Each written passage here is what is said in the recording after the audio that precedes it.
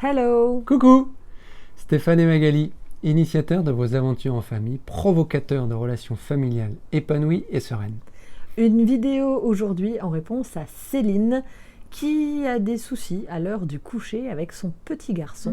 L'heure du coucher s'éternise, nous dit-elle. Que faire? Ah ouais, toujours une bonne excuse pour se relever, pour faire traîner, pour dire maman, j'ai besoin de ceci, de cela.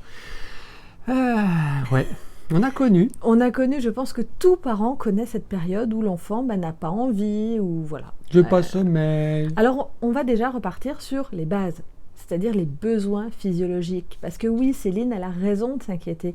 L'enfant a besoin d'un sommeil réparateur et d'une durée de sommeil. Et effectivement, plus il se couche tard, moins il a son quota de sommeil.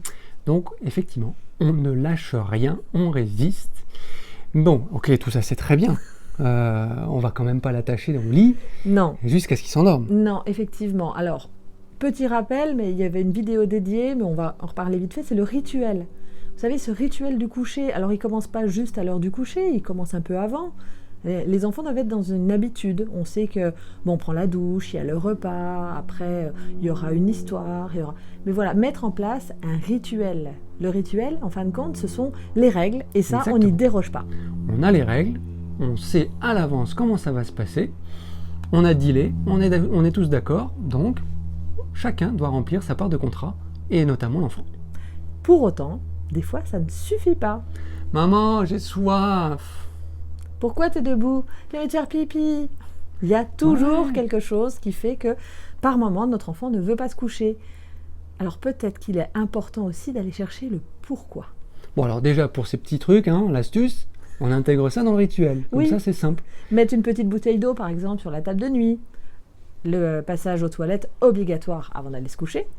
Voilà. Et puis, après, quand même, comprendre. Mais voilà. Qu'est-ce qu'il y a derrière? Le pourquoi. Ça, c'est important. Parce que ça peut être une... comment on dit? C'est un masque, quoi. C'est-à-dire que ça cache quelque chose. Et la plupart du temps, qu'est-ce que c'est? Ça peut être la peur du noir, ça peut être la peur de l'abandon. Oui. Enfin, toujours tout autour de... Je me retrouve tout seul dans un environnement qui peut-être ne me rassure pas.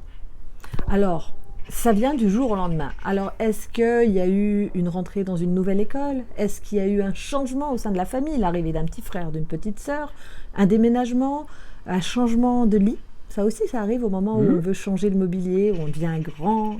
Et au final, c'est dur de dormir dans un lit de grand. Il y a plein de raisons et c'est important de comprendre pour pouvoir répondre aux besoins de l'enfant. Petite anecdote, moi je me souviens qu'avec Soline, du jour au lendemain, on a eu des difficultés à ce qu'elle veuille rester dans sa chambre. Et j'étais anti-lumière dans la chambre. Voilà, un enfant dort dans le noir. Voilà, il ne faut pas qu'il soit perturbé dans son sommeil par une lumière, c'était pas évident, une effectivement. veilleuse, etc. Ouais. Et on s'est rendu compte que si on laissait entrouvert la porte avec la lumière du couloir, déjà ça la rassurait. Alors on a décidé quand même d'acheter une veilleuse. Ça a duré 1 mois. 1 mois où tous les soirs on mettait bien la veilleuse. C'était vraiment son petit rituel, ça faisait partie du rituel. On faisait l'histoire, on faisait tout, elle allumait la veilleuse, elle s'endormait. Voilà. Et ça marchait super bien. Au bout d'1 mois, la veilleuse, on l'a oubliée. Mais elle a eu ce moment, ce besoin en fait d'être rassurée, d'avoir un peu de lumière.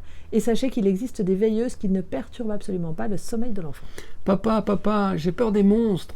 Là aussi, il y a plein de choses parce que la nuit, tout est exacerbé.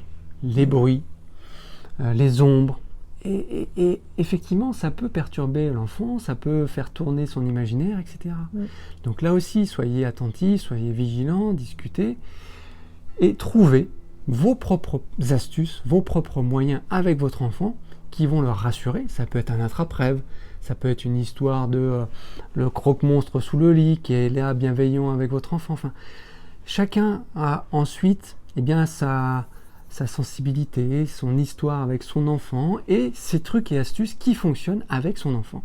Ce qui est important, là, je pense, c'était le cas aussi pour nous, c'est de faire table rase aussi de nos a priori, de ce qu'on peut avoir eu, nous, comme éducation enfant, comme ce que nous disent nos voisins, de c'est bien, c'est pas bien.